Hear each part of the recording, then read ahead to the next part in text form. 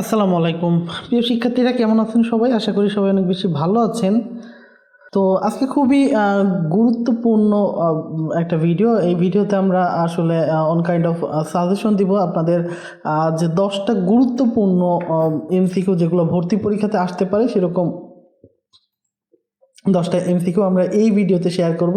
So আশা করি পুরো ভিডিওটা দেখবেন এবং কে কে কয়টা পারেন সেটা কিন্তু কমেন্ট করে জানাবেন। কে কোথা থেকে দেখতেছেন সেটাও কমেন্ট করে জানাবেন। এছাড়া আমাদের প্রত্যেকটা লেকচার আপনাদের নার্সিং ভর্তি পরীক্ষার জন্য প্রত্যেকটা লেকচার কিন্তু আমরা ফ্রিতে আপনাদেরকে দিচ্ছি। সো আপনারা কিন্তু ডিসক্রিপশন বক্স অথবা আমাদের যে পিন কমেন্ট আছে সেখানে দেখেন একটা লিঙ্ক দেওয়া আছে, ওইখান থেকে আপনারা পার্ট বাই পার্ট প্রত্যেকটা ভিডিও দেখতে পারবেন। প্রত্যেকটা লেকচার অর্থাৎ নার্সিং ভর্তি পরীক্ষার যে টপিকসগুলো আপনাদের পরীক্ষায় আসে প্রত্যেকটা টপিকস আপনারা ডে বাই ডে দেখে দেখে আপনারা কিন্তু প্রিপারেশন নিতে পারবেন সম্পূর্ণ ফ্রিতে। সো আমি আর কথা বাড়াচ্ছি না, চলেন আমরা ভিডিওর মেইন অংশে চলে যাই। আচ্ছা, সর্বপ্রথম আমরা যে এমসিকিউটা দেখব সেটা হচ্ছে নাবিক শব্দের সঠিক সন্ধি বিচ্ছেদ কোনটি? নাবিক শব্দের সঠিক সন্ধি বিচ্ছেদ কোনটি? একটু খেয়াল করেন, আমি জানি না এটা আপনারা পারেন কিনা।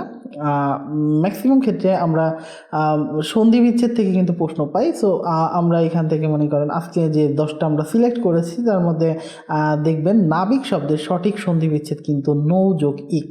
আশা করি এটা আপনারা ম্যাক্সিমাম সবাই পারেন। নাবিক শব্দের সঠিক সন্ধি বিচ্ছেদ হচ্ছে নৌ যোগ ইক। আচ্ছা, আমরা একটু পরের প্রশ্নটায় যাই। আমাদের পরের প্রশ্নটা হচ্ছে কোন কবিকে পল্লী কবি নামে আখ্যায়িত করা হয়? এটা চোখ বন্ধ করে অনেকেই জানেন, জসিমউদ্দিন হচ্ছে পল্লী কবি, কাজী নজরুল ইসলাম হচ্ছে বিদ্রোহী কবি, রবীন্দ্রনাথ ঠাকুর হচ্ছে বিশ্বকবি, এবং প্রকৃতির যে প্রকৃতি রিলেটেড আসলে যে লেখাগুলো এগুলো সাধারণত জীবনানন্দ দাশ লেখেন। সো সেও এরকম একটা কোনটা নিয়ে জানি করা আমার খেয়াল আসতেছে না। তো এখানে কিন্তু পল্লী কবি হচ্ছে জসিমউদ্দিন। তো এটা ইজিলি পারবেন আপনারা। আচ্ছা, এইটা একটু খেয়াল করেন, একটি পরীক্ষায় মোট পরীক্ষার্থীর 60% পাস করে। যদি মোট পরীক্ষার্থীর সংখ্যা 500 জন হয় তবে কতজন ফেল করেছে? আচ্ছা, খুব ইজি প্রশ্ন, খুব ইজিলি সলভ করতে পারবেন। তো এটার জন্য আমরা কি করতে পারি, পরীক্ষার মোট পরীক্ষার্থীর দেখেন 60% পাস করছে।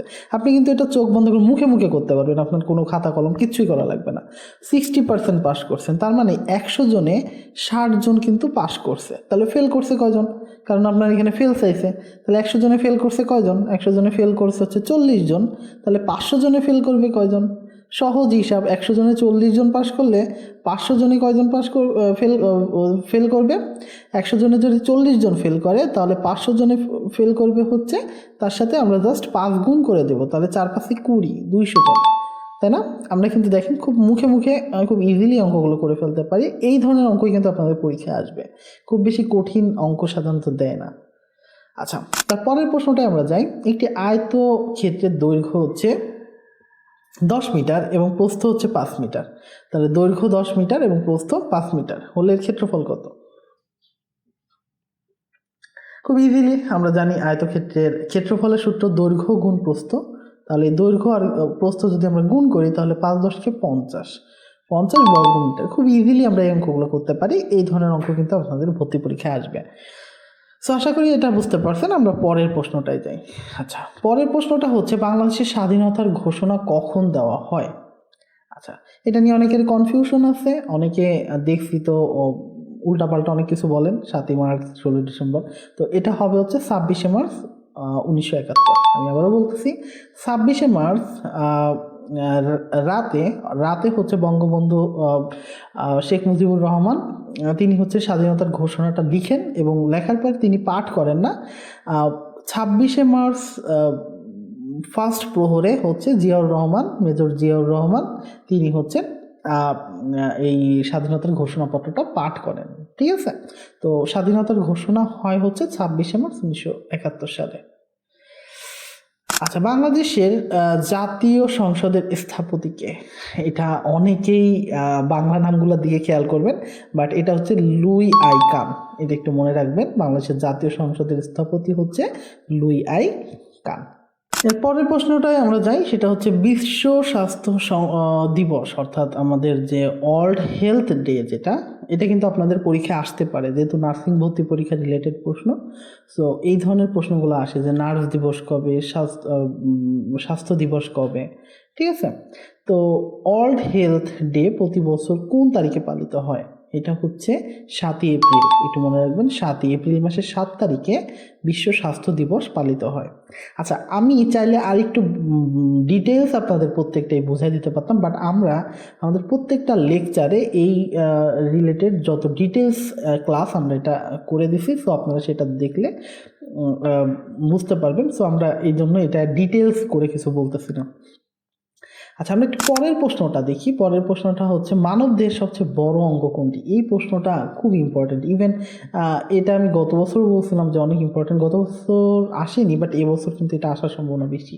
সবচেয়ে বড় অঙ্গ কিন্তু এখানে ত্বক, এটা একটু মনে রাখবেন। মানব দেহের সবচেয়ে বড় অঙ্গ ত্বক। এটা সাধারণ বিজ্ঞানেও আসতে পারে, বিএসসিদের জন্য অথবা ডিপ্লোমাদের জন্য, যে কোনো ক্ষেত্রে এটা আসতে পারে। আচ্ছা, আমরা একটু পরের প্রশ্নটায় যাই। বিশুদ্ধ পানির পিএইচ এর মান কত? বিশুদ্ধ পানির পিএইচ এ যেহেতু অ্যাসিড ক্ষার কোনোটাই থাকবে না, সো সেখানে হচ্ছে এটা হচ্ছে 7। আমরা জানি 7-এর উপরে এবং নিচে। আচ্ছা, 7-এর উপরে গেলে হচ্ছে অম্লীয়, আর 7-এর নিচে গেলে হচ্ছে ক্ষারীয়। তো সেক্ষেত্রে হচ্ছে 7 হচ্ছে নিউট্রাল। তো এটাই হচ্ছে বিশুদ্ধ পানির পিএইচ। আচ্ছা, ডেঙ্গু রোগের বাহক কারা? আচ্ছা, এইখানটায় অনেকেই কিন্তু ডেঙ্গু রোগ সম্পর্কে ম্যাক্সিমাম স্টুডেন্টরা কিন্তু এডিস মশাই দিবে, বাট এইখানে ডেঙ্গুর পরিবর্তে যদি অন্য কোনো রোগ আসে, যেমন আপনার যদি ম্যালেরিয়া আসে, ম্যালেরিয়া আসলে কিন্তু অ্যানোফিলিস মশাটার ক্ষেত্রে হবে। বাট যদি চিকুনগুনিয়া আসে, এটা কিন্তু ইম্পর্টেন্ট প্রশ্ন। চিকুনগুনিয়া, দেখেন ডেঙ্গু আর চিকুনগুনিয়া দুইটার ক্ষেত্রেই কিন্তু এডিস মশাই মেইনলি এটার এই রোগের জন্য দায়ী, ঠিক আছে, এটা মনে রাখবেন।